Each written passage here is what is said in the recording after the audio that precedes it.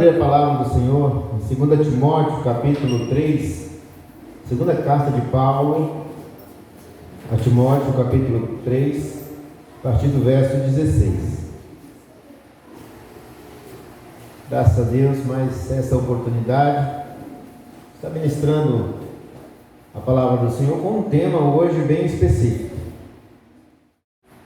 Amém?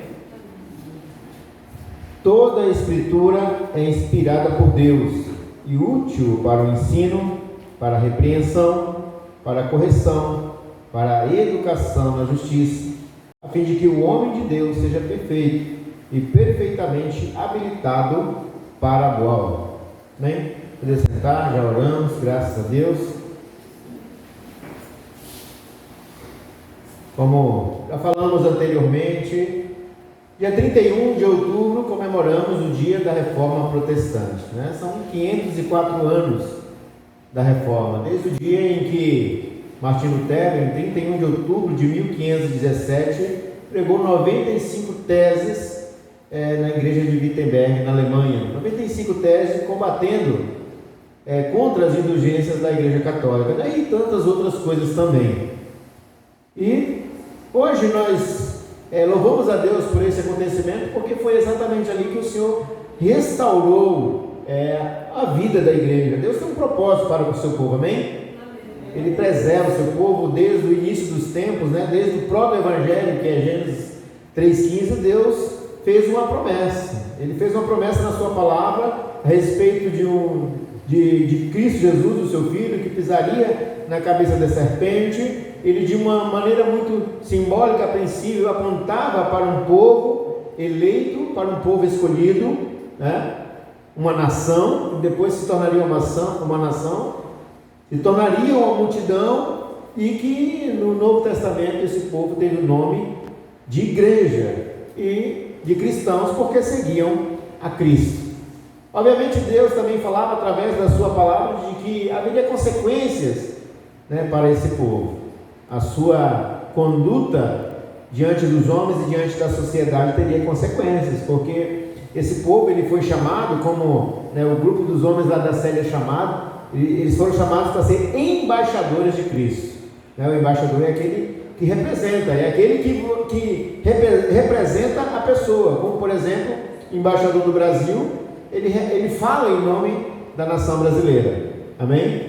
Enquanto nós, como embaixadores de Cristo, representamos a pessoa de Cristo. Isso significa que qualquer pessoa lá fora, ao olhar para mim ou para você, ao avaliar a nossa palavra, a nossa conduta, ela vai dizer: essa pessoa realmente representa Cristo. Eu vejo Cristo na vida dessa pessoa, né? E nós sabemos disso, obviamente. Claro que algumas vezes a gente tenta se esgueirar, se esquivar dessa responsabilidade, né? Quando algumas pessoas falam assim: olha para fulano, né? Para que você tem que ver Cristo na vida da pessoa. A pessoa diz assim: não olha para mim não, que eu sou falho. Não olha para mim não, que eu sou humano. Tem que olhar para Cristo. Tá, mas nós vamos olhar para Cristo aonde? Nós vamos olhar para o céu e esperar que Ele apareça e ver a sua pessoa? Não. Olhar para Cristo é realmente olhar para a pessoa que o representa. Amém? Amém. Paulo mesmo chamou essa responsabilidade para si. Ele disse: sede meus imitadores, como eu sou de Cristo, né? O difícil é que nós temos essa autoestima, né? E chamar para si essa responsabilidade, né? Porque, como nós já sabemos, né? Quanto mais responsabilidade se atribui, quanto mais de conhecimento você tem, mais de nós é cobrado. E quem é que gosta de ser cobrado, né?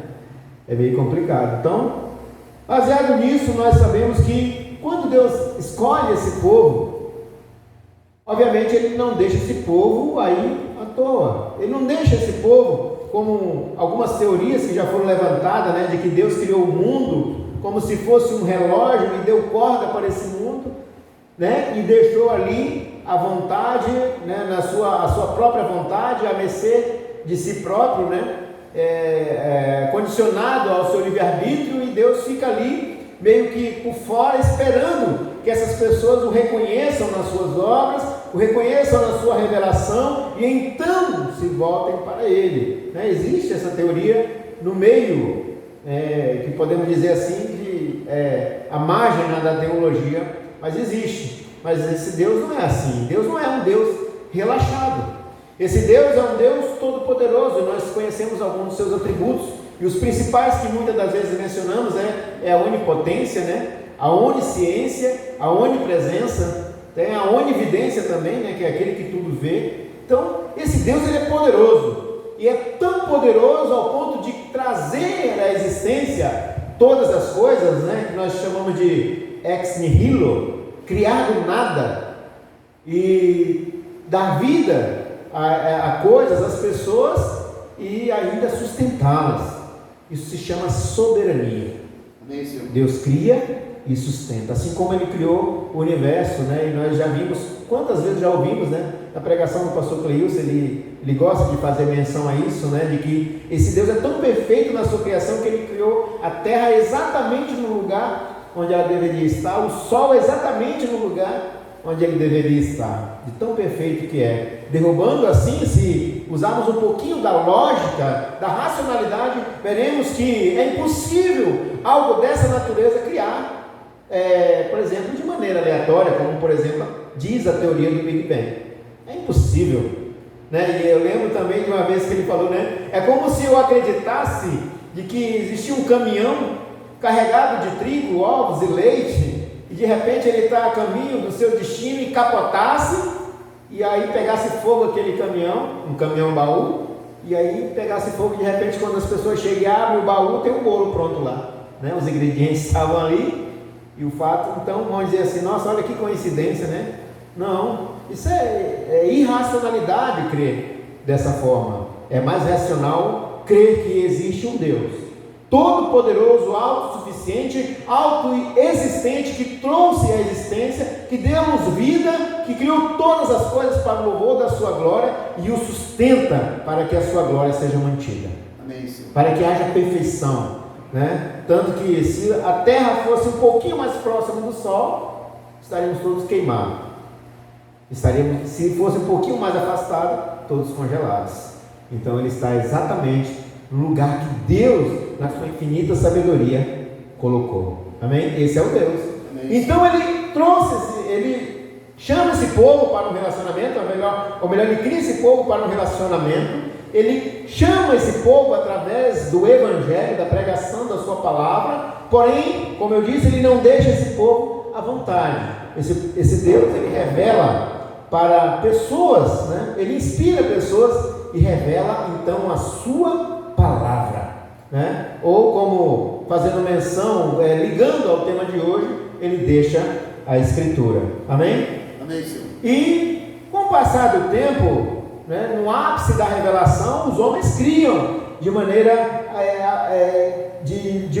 íntegra nesse Deus poderoso, né? Só que, como nós já sabemos, o pecado afastou o homem de Deus, afastou. E quanto mais longe de Deus, queridos, mais autossuficiente o homem se acha. Ele acha que é dono da própria vida, ele acha que decide por si só, ele já começa a se autodenominar o próprio Deus da sua vida. Ele cria o seu próprio caminho. É exatamente isso que ele faz. E mesmo a igreja que já estava estabelecida na terra, ao ficar muito tempo longe da presença de Deus, porque isso é fato, nós sabemos, né? Quantas instituições, quantos prédios estão levantados com pessoas reunidas, dizendo que estão reunidas em nome de Deus, mas sequer esse Deus é glorificado dentro das suas quatro paredes. E elas vão, cada dia que passa, se afastando de Deus. Vai chegar um ponto, e já chegou, ao ponto de que mencionar qualquer tema, qualquer assunto que Deus deixou na sua escritura, passa a ser uma ofensa aos seus ouvintes, né? Tem igreja que, se você falar de pecado, você não pode. Não, misericórdia. Falar de pecado é revelar a natureza das pessoas, e que nós não precisamos fazer isso. Nós precisamos falar do amor, porque Deus ama todos, independente da forma que Ele é. Isso é o argumento que se usa. Não pode falar do inferno, porque isso assusta as pessoas, e que nós temos é que trazer pessoas, né? Não pode falar de dízimo, de contribuição, porque né, existe um outro lado onde as pessoas são dinheiristas, né? Mas aqui não, aqui nós excluímos isso. Se falar de dinheiro, as pessoas também se assustam. Elas querem outra coisa. Então, observe, sabe o que significa? É o afastamento de Deus. Ou melhor, mais uma vez ligando ao tema, é o afastamento das Escrituras. Quando se afasta das Escrituras, começam a ensinar, a direcionar o público presente, baseado nas suas próprias ambições pessoais, nas suas próprias convicções. E aí fica naquela, né? Um cego guiando o outro cego. Ambos cairão no abismo. Então, o que Deus faz? Ele levanta homens para que preserve a integridade da sua palavra. Ele levanta homens. Deus tem um compromisso com a sua glória, primeiramente, depois compromisso com a sua promessa, compromisso com aqueles que Ele chamou para o louvor da sua glória, que é a sua igreja, que é o seu povo. E Deus não deixa de qualquer jeito, esperando, olha, Deus agora está com a expectativa de que alguém desperte na sua mente, mais uma vez, um interesse por Ele. Não, esse Deus ele não é assim, até porque Ele sabe que nós, na nossa natureza, poucos ligamos para Deus. Se Ele, na sua misericórdia, não entrar com o seu poder, com o poder do Espírito Santo na nossa vida, regenerar a nossa mente, o nosso coração, se quebrar o coração de pedra, nos dar um novo coração e nos voltarmos para Ele, jamais olharemos para Ele, jamais. Então Ele sabe disso, então Ele mesmo vem em favor do seu povo, Ele mesmo revela a sua vontade àqueles que Ele, no beneplácito da sua vontade, decide se revelar. E esse foi exatamente isso que Ele fez no coração do homem, o qual foi não o precursor, foi o autor, né, da reforma protestante. Existiam outros, o pastor mesmo mencionou no primeiro dia, né, do tema que foi proposto, que é as 5 solas, né, como John Hus, Wycliffe, Savonarola, homens que também lutaram contra as inverdades que eram pregadas no meio da igreja e que foram perseguidos e que foram mortos, martirizados por conta da verdade. Mas uma coisa é certa, eles não recuaram, eles perseveraram até o fim. Amém, Senhor. Né? Então, Martinho Lutero estudou a palavra. Onde que ele encontra essa verdade? Na Escritura. Martinho Lutero, ele se debruça em cima das Escrituras, e Deus vai iluminando a sua mente, porque a inspiração, a palavra revelada já estava ali. Então Deus vai revelando, porque ele lê com amor, ele quer de fato conhecer a Deus através dessas Escrituras, porque é exatamente isso que Jesus diz. Ele diz: examinai as Escrituras, porque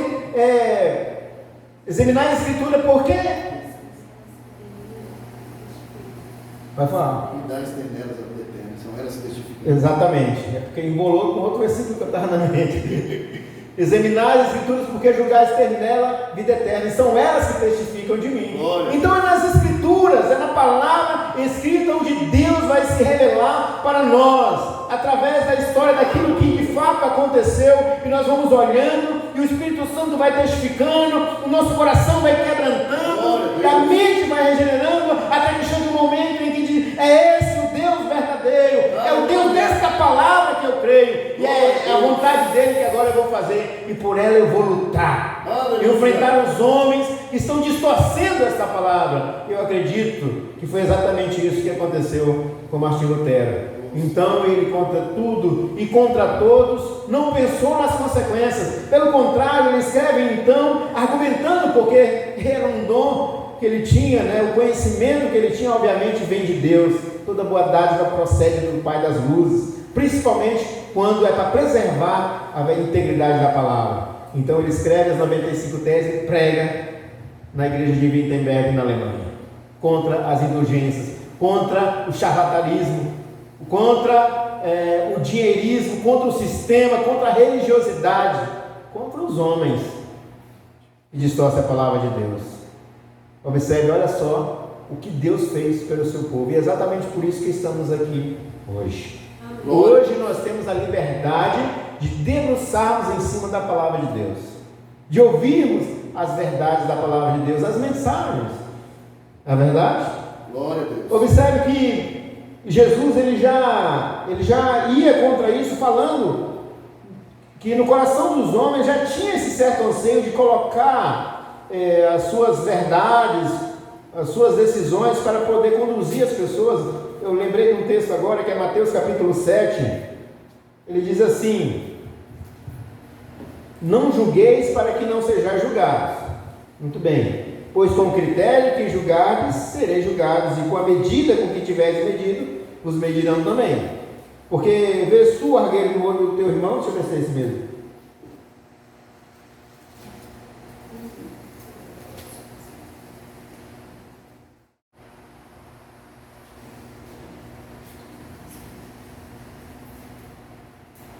Mateus 7 ou é Marcos 7? Ah? Só um minuto, nossa. Marcos 14.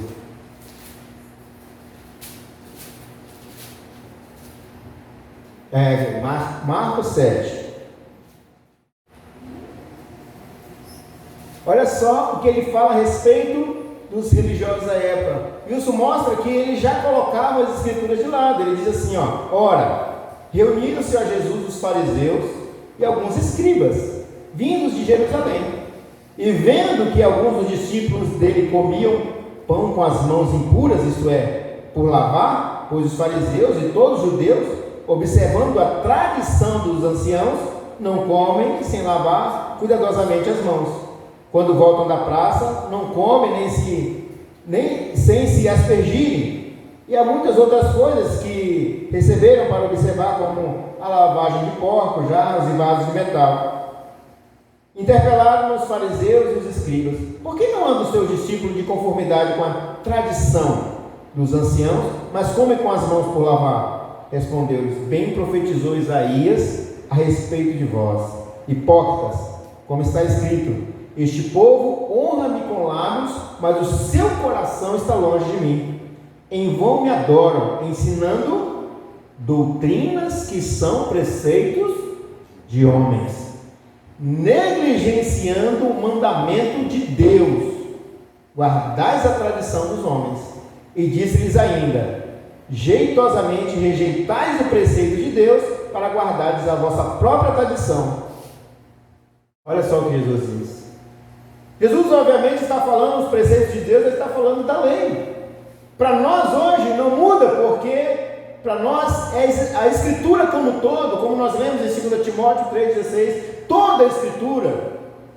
Paulo, escrevendo Timóteo, referia-se sim ao Antigo Testamento, porque era o que ele tinha. Os escritos ainda estavam a serem desenvolvidos, desenrolados, mas para nós o que significa toda a Escritura? O que significa o mandamento de Deus? É a palavra de Deus. Amém, Senhor. Glória a Deus. Então é exatamente isso que os homens fazem. Eles deixam de lado a lei de Deus, o mandamento de Deus, a palavra de Deus. Eles começam agora a conduzir um povo através da sua própria tradição.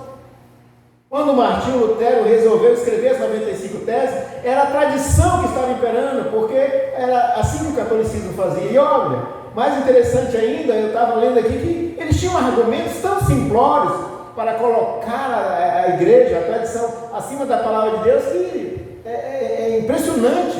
Como, por exemplo, eles diziam o seguinte: a igreja não nasceu da Bíblia, mas a Bíblia nasceu da igreja, logo a igreja é maior que a Bíblia.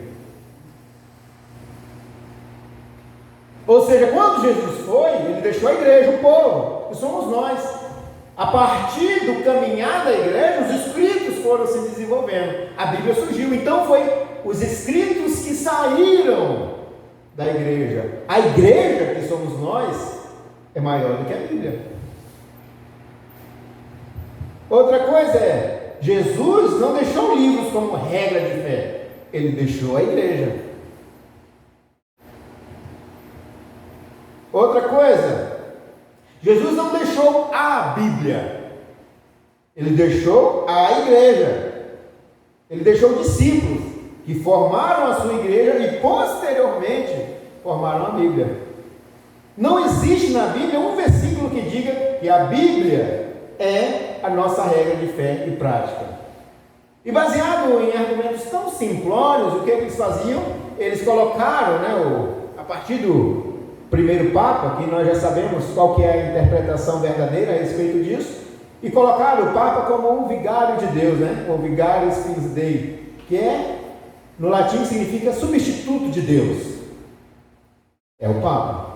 Então, assim como Cristo não errava, esses substitutos de Deus também não erram. Então, ele sim tem total autoridade e autonomia para escrever e conduzir a igreja, mesmo que os seus escritos, ou o que chamamos de encíclicas papais, contradigam a Bíblia. Olha só que interessante, né, queridos? Olha como que como é que se diz? É até impossível até de acreditar um negócio desse, mas era exatamente isso. Foi exatamente isso que eles fizeram. Então passaram a conduzir o povo através da sua própria vontade. E assim como os nossos políticos, nos dias atuais fazem, eles têm uma lei, uma cláusula pétrea lá que não pode ser mudada, é irrefutável, a fim de, como por exemplo, uma questão de punição, que se aplica a todo cidadão, mas quando são eles que cometem, aí então eles vêm e fazem uma emenda na lei, para que eles possam se sobressair. Assim como os fariseus, os saduceus, os homens da lei também faziam. Quando Deus entrega a sua lei a Moisés, quantas eram? Quantos mandamentos eram? 10. Mas quando chega na época de Cristo, eram mais de 600 mandamentos. Mais de 600.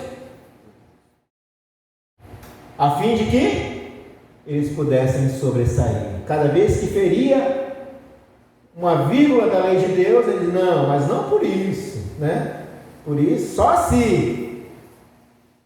E escreviam uma nova lei para se sobressair. E eles continuavam como os homens de Deus, os irrefutáveis, os invioláveis de Deus ali diante dos homens. Não havia lei que os pudesse julgar, não havia lei que os pudesse condenar, não havia lei que os pudesse os colocar diante de Deus para que Deus os condenasse. Então, diante dos homens, eles eram perfeitos. E assim seguiu a igreja, até a sua divisão, até a diáspora, até a perseguição. A igreja se expandiu, mas aqueles que se preservavam e resolveram dar continuidade à veracidade, à integridade da palavra, esses foram perseguidos. Eles se espalharam pelo mundo, mas aqueles que resolveram apoiar os homens fundaram a sua própria igreja. Eu não vou entrar no mérito da história, deixar isso para um estudo posterior, tá? Mas foi assim que aconteceu. Então, olha só o que Jesus fala: este povo honra-me com os lábios, mas o seu coração está longe de mim. Em vão me adoram, ensinando doutrinas que são preceitos de homens, negligenciando o mandamento de Deus, guardais a tradição dos homens, e diz que ainda jeitosamente rejeitais o preceito de Deus. Rejeitais, tem que ter um terra. Terra nai. Para guardar a vossa própria tradição. Agora eu vou continuar para a gente entender aqui o que Jesus está falando, uma leitura rápida. Moisés disse assim: é lei de Deus, honra teu pai e tua mãe.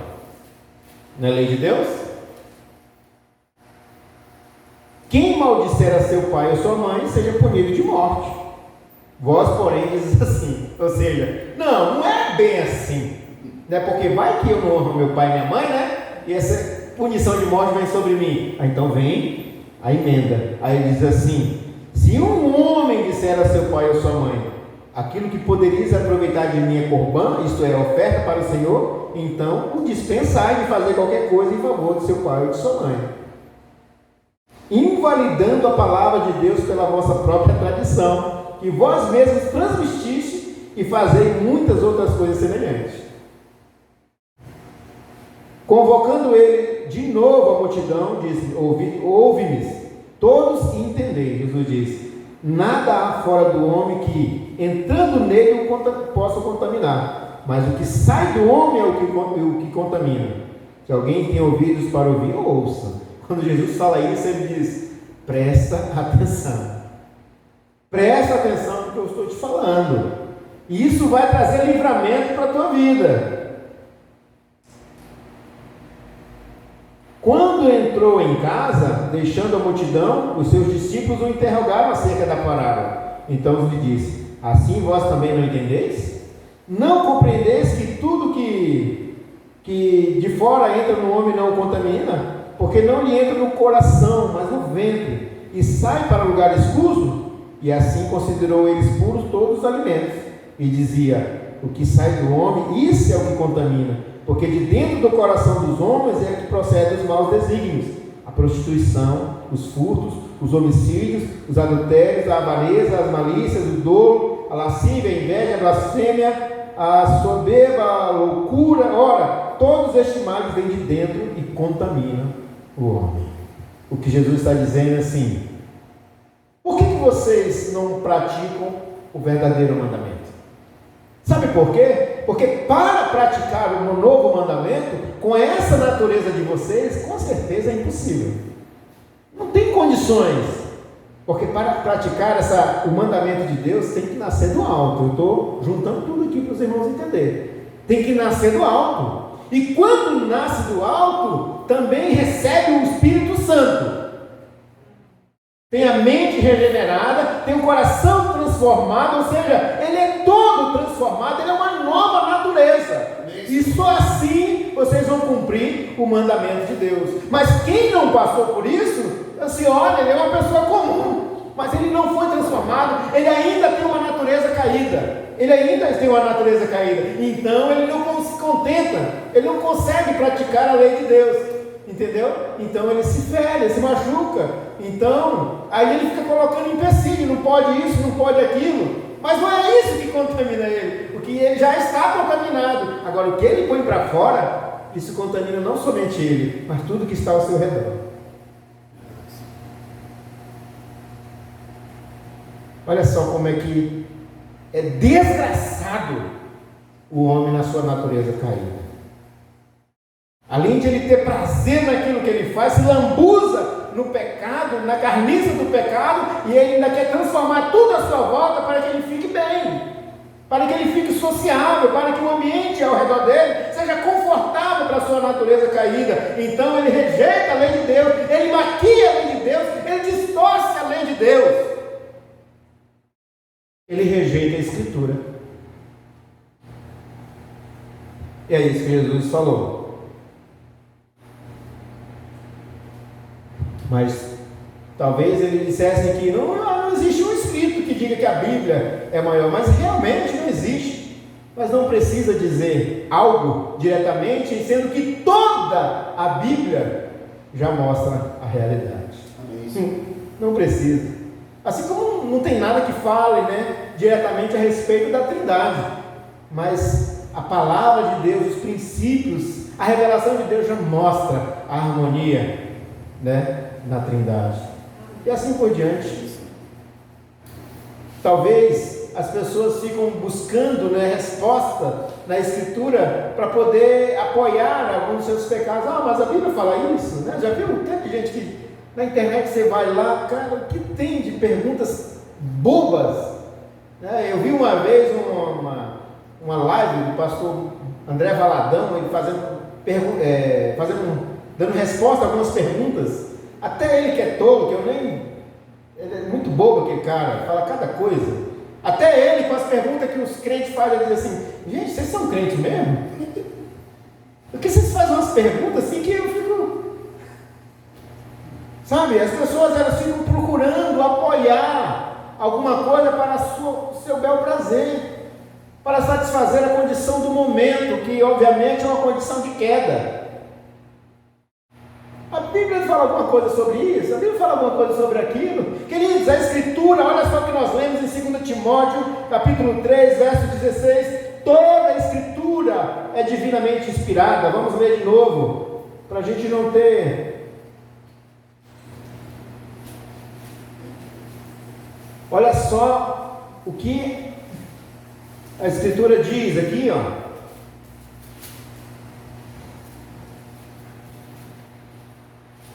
Ele diz assim, toda a Escritura, toda, Antigo Testamento, Novo Testamento, é divinamente inspirada. A palavra inspirada é theospneusto, né? Theospneusto no grego, significa soprada por Deus. Deus soprou no coração daquele que estava escrevendo, inspirada por Deus. Agora, para que ela serve? Ela é útil para o ensino. Primeiramente, ela é regra de fé e prática autoritativa. É ela quem dirige a igreja, ela é quem orienta a igreja, ela é quem ensina. Ela não tem que responder às suas perguntas, até porque, mesmo que ela não fale diretamente, o que tem na palavra de Deus são princípios divinos. Amém, Senhor. E os princípios, eles são a resposta para qualquer dúvida nossa. Sabia disso? Tem princípios para o ensino, para a repreensão, é para puxar a nossa orelha mesmo, é para dizer, olha, você está errado, olha só o que Jesus fala, né? Se teu irmão pecou, vai lá, chama ele, repreende ele. Por quê? Porque existe uma disciplina. Como eu falei, esse Deus, ele é soberano, ele é justo, ele é reto, ele é disciplinado. Ele não chama um povo para fazer o que quer, não. Ele molda o caráter desse povo segundo o caráter do seu filho. E o seu filho é reto, é justo. Amém, Senhor. Então ele repreende, sim. Ele chama atenção, ele coloca no caminho. E mesmo que essa pessoa não consiga enxergar, ele chega um momento em que ele entra com a sua providência e coloca no caminho de novo. Amém, Senhor. Glória a Deus. Então é para repreender, sim, é para corrigir, é para a educação na justiça. Na verdade, para que tudo isso? A fim de que o homem de Deus seja o quê? Perfeito. Assim como Deus não aceitava sacrifício de animal maculado, né, doente, manco, você acha que ele vai querer os filhos dele todo torto? Não, é para que seja perfeito e perfeitamente habilitado para toda boa obra. Amém, Senhor. Muitas das vezes a gente fica, como é que eu vou fazer isso? Como é que eu vou fazer aquilo? Simples, querido. Primeiramente, vamos para a Escritura. E somente na Escritura. E ela vai me orientando.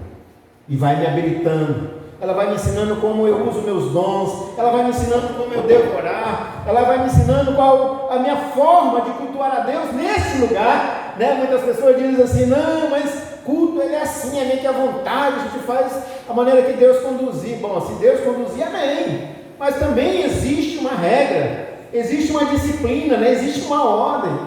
Esse Deus, ele não é bagunçado, então ele vai orientando. E assim nós vamos caminhando, nós vamos crescendo, nós vamos amadurecendo. É toda a Escritura. E, mais uma vez, ele desde o início da história da humanidade, ele vem mostrando que é exatamente na sua palavra que vamos buscar toda a orientação. Observe, por exemplo, quando Deus deu a lei para Moisés para ser guardada, ou seja, a palavra dele revelada a Moisés. A Josué, Deus disse, guarde minha palavra e não desvie nem para a direita, nem para a esquerda. O que Deus está dizendo com isso? Se você guardar minha palavra, você vai saber o caminho certo. É na Escritura. Os salmistas, alguns, por exemplo, diziam, lâmpada para os meus pés é a tua palavra. Lâmpada para os meus pés é a tua palavra, luz para o meu caminho. Ou seja, queridos, o homem está em trevas. Não há como caminhar no caminho escuro. Tem que iluminar o caminho. E o que ilumina o nosso caminho? A Escritura. É a palavra. Amém? Glória a Deus. Amém. O Jeremias, por exemplo, diz, achadas as tuas palavras, logo as comi. Ou seja, a palavra de Deus, a Escritura, é a fonte da nossa sustentação. Ela quem traz para nós saciedade.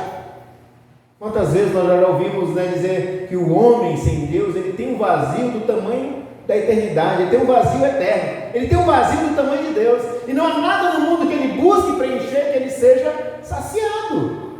Não tem como. Olha só o homem, quando ele está condicionado às coisas do mundo, ele fala, vou trabalhar para ter um carro. Ele trabalha, compra um carro. Quando ele compra um carro, ele diz, está faltando alguma coisa.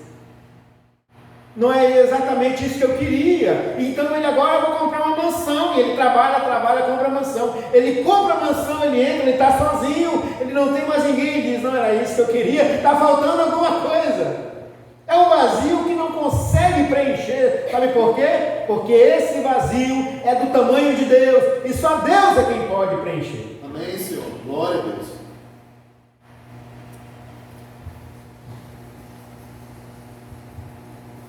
Oséias diz, Deus diz a Oséias, meu povo perece por falta de conhecimento. Que conhecimento é esse, irmão? É o conhecimento do testemunho do irmão, da experiência que ele teve, que ele contou diante do púlpito. É esse conhecimento? É a filosofia do mundo? São as vãs filosofias? É a política? É a geografia? É a história da humanidade? Não, tantos homens estão cheios desse conhecimento e mesmo assim são homens vazios, são homens que não têm sustentabilidade, são homens que não têm direção na vida, porque o conhecimento a qual Deus fala para Oséias acerca do seu povo é o conhecimento acerca dele, acerca de Deus. Não conhece Deus, e ele diz: o povo perece por causa disso. Meu povo perece por falta de conhecimento. Conhecimento de quê? De mim. Ele não procura saber a minha vontade, ele não procura saber o que ele pode, o que não pode. Quem falou foi eu tenho proibição. Deus tem proibição para nós aqui, na sua palavra.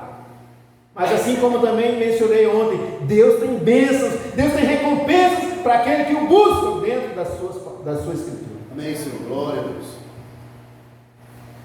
Errais por não conhecer as Escrituras e o poder de Deus.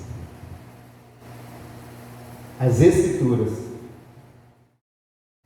Jesus venceu o diabo usando o quê? As Escrituras.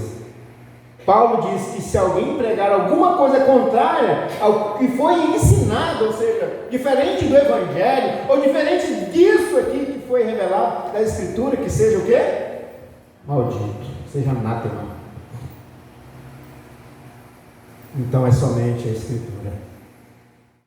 Não é à toa que isso é um dos 5 pilares da reforma protestante. Não precisávamos nem dizer assim. Obviamente a gente fala, a coluna da igreja é Cristo, o pilar da igreja é Cristo. Mas como a gente é muito sistemático, a gente precisa de um passo a passo para poder caminhar, podemos dizer sim, que um dos 5 pilares da igreja, que somos nós, é somente a Escritura. Amém, Senhor. Glória a Deus. Porque sem a Escritura para nos direcionar, sem alguém que busque para nos transmitir, queridos, nós simplesmente estamos caminhando em vão, tateando por um caminho que sequer sabemos a direção. É somente as Escrituras. E esse foi o brado da reforma protestante.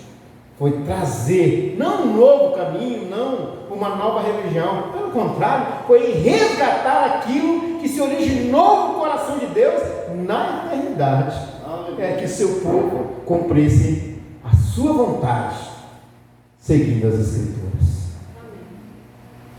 Amém? Então, que nós possamos submeter a esse mandamento de Deus, examinar a Escritura, buscar a conhecer a Cristo através da Escritura e, consequentemente, conheceremos o poder de Deus. Poder transformador, poder realizador, queridos, porque isso traz saciedade ao nosso coração.